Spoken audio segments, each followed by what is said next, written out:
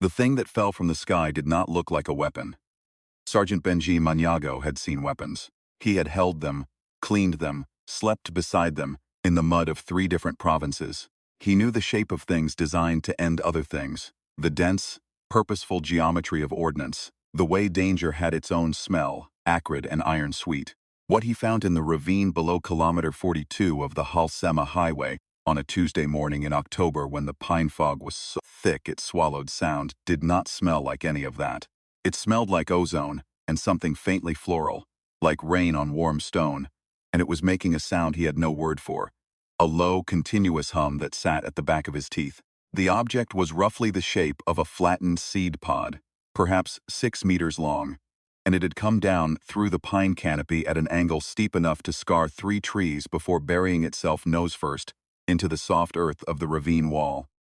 The hull, if that was what you called it, was some material he had never seen, neither metal nor ceramic, a dark iridescent gray that shifted toward deep violet when his flashlight caught it directly. Steam or smoke, he couldn't tell which, vented from 3 splits along its ventral surface. One of the splits pulsed weakly, like a gill. Benji stood at the lip of the ravine for a long moment. He was on furlough. He had come up to Baguio to visit his sister Anning, who was doing her nursing internship at the hospital on Bocacan Road. He had borrowed a neighbor's motorbike that morning, with the plan of riding the Halsema as far as Mankayan, just to feel the altitude, and not think about anything that had happened in the last 8 months. He had not planned on a crashed spacecraft. He was 31 years old. He had a cracked rib that hadn't healed right, and a recurring nightmare about a bridge in Basilan. And he had not slept a full night since March. He stood at the edge of the ravine and breathed the pine fog into his lungs and thought, if I walk back to the road right now, if I get on that motorbike and ride, I will have not seen this. I will have not seen this, and that will be the end of it.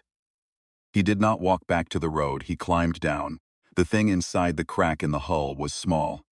That was the first shock. He had expected something scaled to the vessel, some proportionate horror, and instead he found a creature he could have carried in both arms.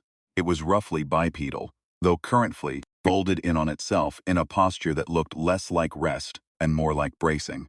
Its skin, or the material that served the function of skin, was a deep amber brown, with faint bioluminescent patterns that pulsed along what he took to be its sides, slow, irregular pulses, like a heartbeat in distress. Its head was large relative to the body, dome-shaped with 2 eyes that were closed and set wide. Its hands, 4-fingered, longer than human proportions, were gripping the edge of the hull breach with the desperate tightness of something that had been holding on for a very long time. Benji crouched 3 feet away and did not move. He stayed there for 11 minutes by his watch. On the 12th minute, the eyes opened. They were the color of deep water over a reef. That specific shade of blue-green that has no single name in any language Benji knew. And they found his face with an intelligence that was unmistakable and immediate. Not the blankness of an animal, not the threat assessment of a predator. Something closer to the Scifi had seen on the face of a young private who had been lost in the hills for 4 days and had just finally heard his name called. Pure, exhausted recognition of the fact that there was another mind present. Benji said, in Filipino, "Are you okay?" The creature made a sound. It was layered and complex. Nothing like speech, more like a chord played on an instrument he had never heard. 3 or 4 tones braided together, one of which bent at the end upward, like a question. "I don't know what that means," Benji said. "I'm going to call it a yes." He didn't have a vehicle that could carry the creature discreetly. What he had was a motorbike, campang tarp rolled behind the seat, and the practical ingenuity of a man who had spent 3 years solving problems in the field, with whatever happened to be in his pockets. 20 minutes later, Aining's 1 call per day quota was used up on a 4-sentence conversation that ended with her saying, in the flat voice she used when she had already decided to do something insane, "I'll meet you at the back gate." The tarp. Aining was 24, 5'2", and had the specific quality of fearlessness that comes not from the absence of imagination but from its abundance. She could picture exactly what could go wrong and had decided, at some fundamental level, that the texture of her own life improved in proportion to the number of things she did anyway. She stood at the back gate of the hospital staff housing compound, with a clean blanket over one arm and an expression of careful medical assessment on her face, and she looked at the creature bundled in the tarp in Benji's arms and said quietly, "Its respiratory rate is too fast. How can you tell?" "Because I can count." She held the gate open. "Come inside. And stop walking like you're carrying a bomb." "I might be carrying a bomb." "You're carrying something scared," she said, "which is not the same thing."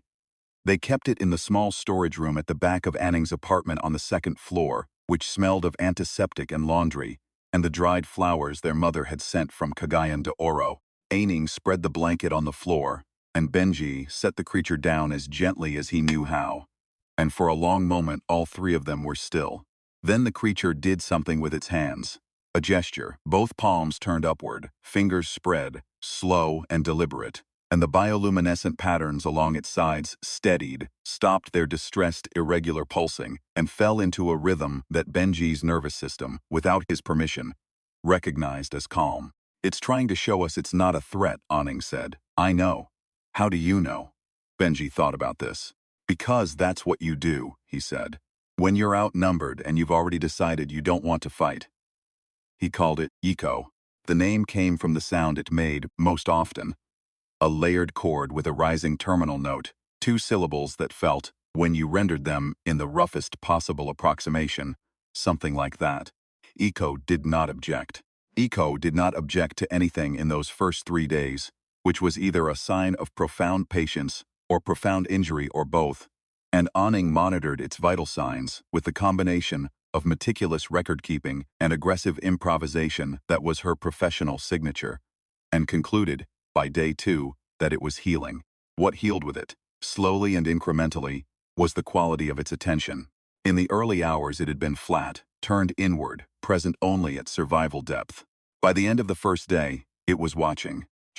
By the end of the second, it was watching with what Benji could only describe as interest. By the third morning, it had begun, cautiously, systematically, to examine the room. The dried flowers their mothers had sent were the first thing that held its attention for any length of time. It picked up the bunch. Benji had tensed, but Eco moved with such careful delicacy, the four-fingered hands so precise, that the tension dissolved almost immediately, and it held them close to the wide-set eyes and breathed them in, or performed the biological equivalent of breathing. And its bioluminescent patterns did something new.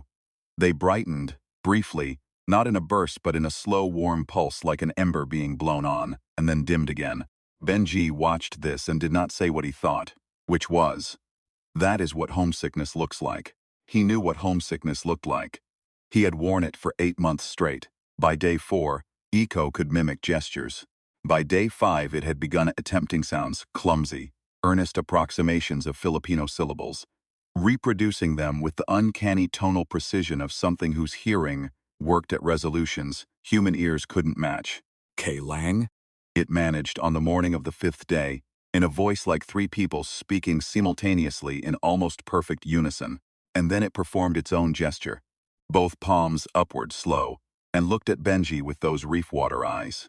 Benji laughed for the first time in 8 months. It was not a loud laugh or a long one. It was real. And Yiko watched it happen with the focused attention of a student observing something it had been trying to understand, and then it did something with the muscles around its eyes.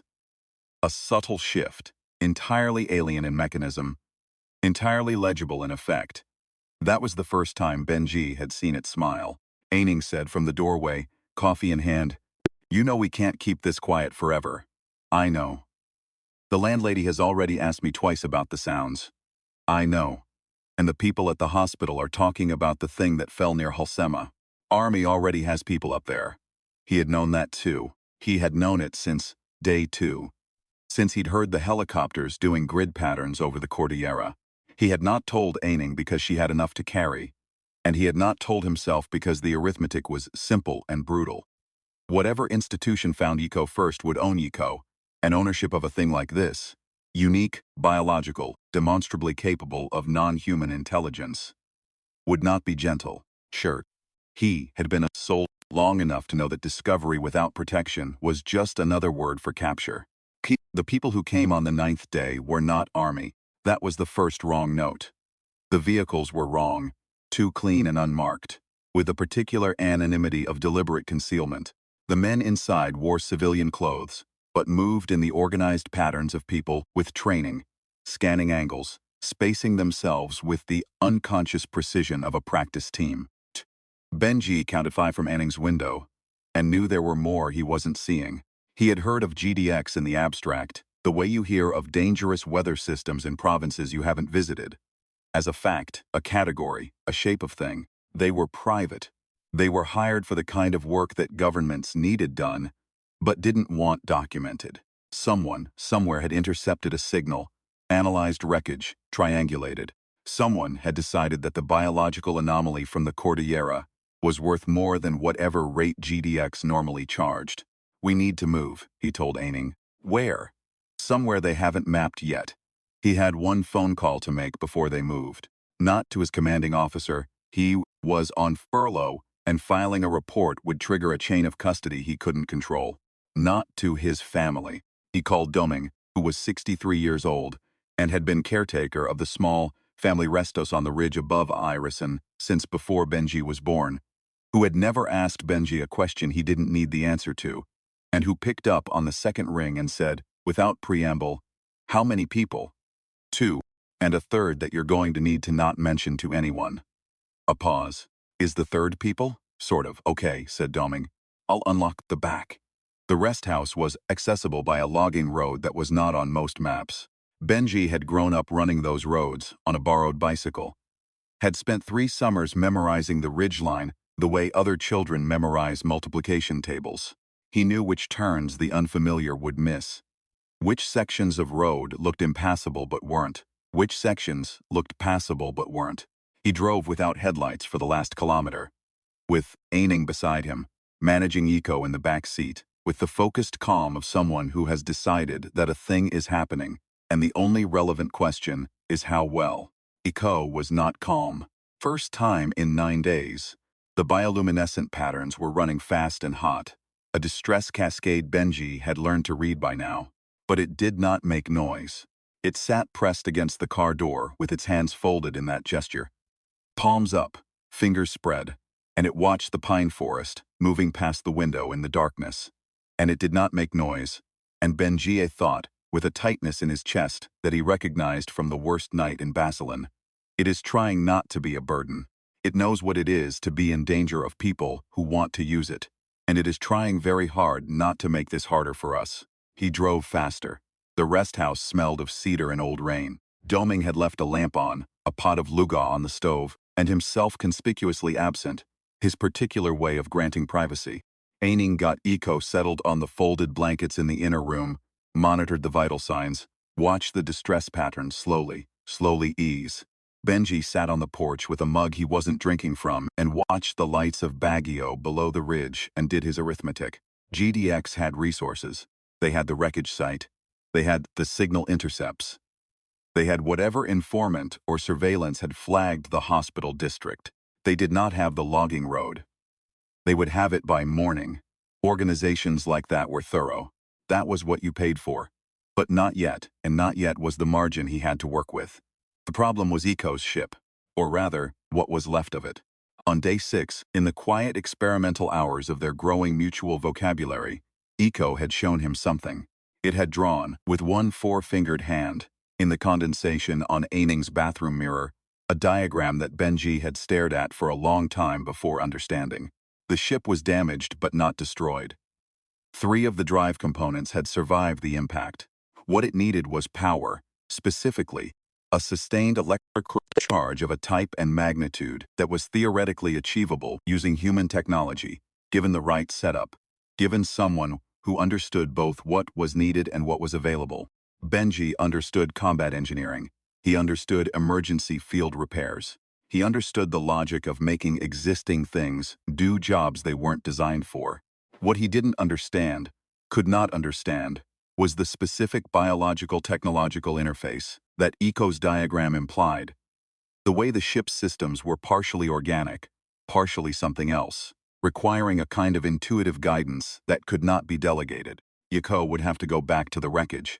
GDX would be at the wreckage. He sat on the porch and drank the cold mug of coffee, and watched the stars and thought about the bridge in Basilan, and the choices that preceded the bridge, and the choices that could have been made differently. He was not a man given to self-pity. The army had pressed that particular softness out long before the bridge. But he was given to honest accounting, and the honest account was this. He had been the kind of soldier who followed orders, because orders were the mechanism by which good things got done, and the mechanism had failed. Not in a dramatic way, but in the quiet, terrible way that mechanisms fail when the people at the top are not asking the right questions. And he had been in that failure, with his hands open and his mouth shut. And it had cost him something he was still in the process of naming. He was not going to be that soldier again. He went inside and woke Aining, who had not actually been asleep, and told her what he was thinking. And she listened with her arms folded and her face doing the calculation he'd seen their mother's face do. The weighing of risk against the specific intolerable alternative. If we get him to the site before dawn, she said, before they've established a full perimeter. I know the access routes. GDX doesn't. There are 5 of them. Minimum. That we saw. Kuya. She used the word for older brother, which she only did when she was being serious. You're on furlough. You have one sidearm. What are we doing? He thought about Yiko pointing at the dried flowers. He thought about the slow, warm pulse of a creature, understanding beauty. He thought about the palms-up gesture, the refusal to be a threat, the 9 days of patience and courage, in a room smelt of antiseptic, of a being so far from home that its homesickness had a physical signature, a light it couldn't turn off. Carrying it home, he said. They left at 2 in the morning. Dooming, who had been awake and present in his conspicuous way, had the truck running.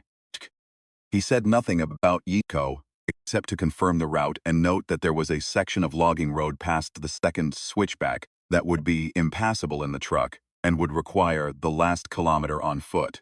His face, in the lamplight, had the expression of a man who has decided that some things are more important than his own involvement in whatever was about to happen, and equally, that he is fine with being involved. They left the truck below the impassable section and went on foot, through the pine forest in the dark, Anning on one side of Yiko, Benji on the other, doming 10 meters ahead with a flashlight pointed at the ground. Ku moved between them with a focused precision that surprised Benji. For something that had been injured and sedentary for 9 days, it was fast, quiet, adapted. Its feet, or the structures that served that function, found purchase on the uneven terrain without hesitation. Whatever world it had come from, it knew forests. The wreckage site was in the ravine below kilometer 42, which Benji had approached from above. There was another approach, from below, up the creek bed, technically more difficult, slower but invisible from the logging road, where GDX's vehicles were parked. He'd scouted it in his head for 3 days, and now he walked it in his body, and it was more or less as he'd imagined, except steeper. And the creek was running higher than it should have been for October. They heard the GDX team before they saw them. The small sounds of a maintained perimeter. The almost nothing of professional people being careful in the dark. Benji counted positions from sound alone and came up with 4. Which meant there was at least one he wasn't hearing. Which meant there was at least one who was very good. He stopped the group. He held up one hand. In the darkness, Aiko touched his arm, the 4-fingered hand light as a leaf landing, and he felt the bioluminescent patterns against his skin, warm and rapid, a question. He turned, and in the dimness found those reef water eyes looking at him, and he made the gesture. Palms up, fingers spread. Wait. Yiko was still. The one he wasn't hearing moved. West. Circling. Benji tracked the non-sound of it, the negative space of a professional's passage, and it came to him that the man was heading for the creek bed, heading for exactly the approach Benji had used. And if he had a thermal scope, they were already visible, and if he didn't, they had perhaps 90 seconds before he reached a position where he would see them regardless. Benji looked at Aining. She looked back. In 24 years of being siblings, they had developed the specific compressed communication of people who have had to coordinate under their parents' radar, under curfews, under the need to not make noise in a sleeping house. And what passed between them in that look was a complete sentence. I will take the ones I can reach, and you take the rest. He went left. She went right with Eco, back into the shadow of the creek bank. What happened in the next 4 minutes was not elegant. Elegance was not something Benji had ever prioritized over effectiveness. And effectiveness, in this case, meant reaching the man with the thermal scope before the thermal scope resolved into a radio call, which it very nearly didn't. He was a large man, professionally trained, and if Benji's rib hadn't been cracked, the exchange in the shadows of the creek bed would have gone faster. But the rib was what it was, and he had learned in 8 months of bad nights how to work through pain that announced itself on every breath. He left the man zip-tied to a pine tree with his radio disabled and his colleagues unaware, and he found Aining at the base of the ravine wall by the expedient of following the sound she was making. She had climbed to the hull breach and was talking, in the quiet, practical tone of a nurse doing a procedure, and Yiko was beside her, its hands moving over the hull surface with the fluency of something that had always known this surface, that had been born to touch it. The sounds from the ship were changing. The low hum that had sat in Benji's teeth since the first morning was deepening, finding frequencies below what he could hear but could feel in his sternum, in the bones behind his eyes. The splits in the ventral hull were resealing themselves, some biological mechanical process that had no human equivalent. And the iridescent gray of the hull was shifting toward that deep violet, and the pine trees above them were beginning, very faintly, to move as something built beneath the surface of the visible. From the logging road, someone shouted. He heard the van doors. Aining slid down the ravine wall and landed beside him. How long? He asked. I don't know. It needs a sustained charge. It told me. The diagram, like you described, it traced it on my hand. 2, maybe 3 minutes. We don't have 3 minutes. Then we make 3 minutes, she said, as if this were simple. The GDX team came down the ravine wall in force. He counted 7, which meant the original 5 had been reinforced, which meant somewhere, in the last 9 days, there had been a better asset working than he'd been told. And they came down with the controlled aggression of people who have been waiting to reach a target and have just been told they are out of time. The one in front had a long weapon, some suppressed carbine, and he brought it up when he cleared the ravine wall and found Benji standing between him and the ship. Benji had his sidearm out. He was one man with a cracked rib and a sidearm against 7 professionals with long weapons. And he was 31 years old, and he had been in bad situations before, and he knew in a clean, simple way that the next 30 seconds would be the answer to a question he had been asking himself since the bridge in Basilan. Move away from the object, the lead man said, in English, flat and businesslike. Benj said nothing. We're not here to hurt anyone. Step away. The hum from the ship had become a vibration he could feel in the soles of his feet. The violet shift of the hull was deepening, brightening, throwing light against the pine roots in the ravine wall. Last time, the lead man said. Benji adjusted his grip on the sidearm.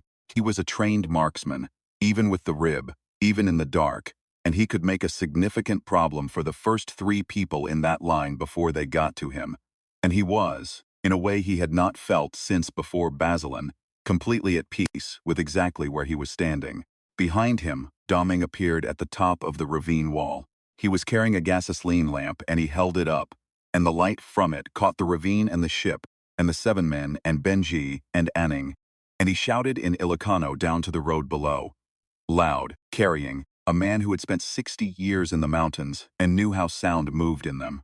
And the road responded. Not immediately, but within 90 seconds there were lights, flashlights, headlamps, the small lamps that Cordillera households kept for penitence, for the power outages that were part of life in the mountains. Faces at the top of the ravine wall, a dozen and then more. Neighbors from the logging road, farmers from the CDO above the creek, Doming's relatives, which in this province meant half the barangay, people who had heard something fall from the sky 9 days ago and had their own ideas about what it meant, and who had been waiting, in the way that people who live close to the earth wait for the story to arrive at their door. The GDX lead man did a calculation. Benji could see him doing it. The rapid assessment, the updated risk profile, the recognition that this had shifted from a contained extraction to a documented scene with dozens of witnesses, and that whatever mandate had brought them here It had not included the political cost of what the next 5 minutes would look like in front of all those lamps. He lowered the carbine. Not all the way, but enough, the ship spoke. There was no other word for it. The hum resolved into something coherent. Not language, not music, something underneath both. A frequency that moved through the pine trees and the cold mountain air, and the rib cages of everyone present and said, without words, in the grammar of pure vibration, I am leaving. I am safe, I am going home. Yiko appeared at the hull breach. It stood there in the violet light, small against the brightness, and it looked down into the ravine, and it found Benji first. Those reef water eyes, the bioluminescent patterns running full and warm and steady, not distress, not the careful pulse of a creature managing fear, but something open, something at the edge of overflow. It raised both hands, palms up, fingers spread. Not the gesture of something that was not a threat. The gesture of something that was saying goodbye. Benji raised his hands in the same shape. Aining, beside him, did the same. On the ravine wall, one by one, the people of the barangay lifted their hands, palms out, fingers spread. Following a gesture none of them had learned and all of them understood. Because some gestures are older than language, older than species, encoded in the basic grammar of being a creature who wants to be seen. The GDX team did not raise their hands, but they did not move either. They stood in the ravine and they watched, and whatever they had been paid to do, they did not do it. The ship rose. It rose the way water rises in a slow tide. Not fast, not dramatic, with a patience that suggested it had all the time in the universe now that the 3 minutes had been made. The violet light deepened as it climbed, throwing long shadows through the pine canopy, illuminating the ravine in a color that had no name in any language Benji knew. The hum moved through the frequency range and past it, beyond it, into something that was no longer sound, but was still, somehow, present. Eco was a figure in the breach for a long moment, and then it was not. The ship moved through the canopy and above it, and the stars above the cordillera were very clear, and it found the dark between them with the ease of something returning, and then it was a light among lights, and then it was not. The lamps on the ravine wall stayed lit for a while. Nobody spoke. The creek ran. The pines moved in the cold air coming down from the peaks, and the ravine smelled of ozone, and something faintly floral, like rain on warm stone, and Benji stood at the bottom of it, with his hands still raised and his cracked rib aching, and a feeling in his chest that he had been looking for words for since March, and had finally, at this altitude, in this light found. It was not pride, it was not relief, it was something that sat between those two things, and also beside them, the specific sensation of having been, for a series of connected days, exactly who you needed to be, of having stood in the place where the story required someone to stand, and having for once stood there correctly. Aining came and stood beside him. He's okay, she said. I know. How do you know? He thought about the pattern on the hull as the ship cleared the canopy. The deep violet, full and steady, no distress signature, no irregular pulse. Because that's what it looks like, he said, when someone gets home. On the ravine wall above them, Doming was lowering his gasoline lamp. The GDX team was already moving to their vehicles. Not quickly, not with the posture of people who had lost exactly, but with the particular efficiency of people who have recalculated. They would file a report. Port would cite unforeseen civilian presence, compromised operational security, premature target departure. The words would be correct. They would miss everything. Benji walked up out of the ravine and stood on the logging road and looked at the sky, which was full of stars, and full of pine scent, and full of the cooling October air of the cordillera. And he breathed it in, and his rib hurt, and it did not matter. In his left hand, he was still holding the mug he had taken from the rest house porch. Cold coffee, hours cold. He drank it anyway, standing in the road with his sister beside him, and Doming sitting on the truck hood, and the neighbors of the barangay, moving around him in the gentle dispersal of people who have witnessed something and need time to let it settle. Somewhere above the pine canopy, a star moved, or didn't. He was not certain. He stood and watched the place where it had been for a long time, in the way you watch the place where something warm was, after it is gone, because the air there still holds the shape of it. Then he got in the truck. He had been on furlough for 9 days. He had a cracked rib and a recurring nightmare and a sister who was going to want to debrief this extensively over breakfast. He had, for the first time in 8 months, slept. He drove down off the mountain in the dark, and the stars stayed where they were. And the pines were very tall. And somewhere above all of it, moving through the dark at a speed that had no human unit, something small and amber and bioluminescent was going home.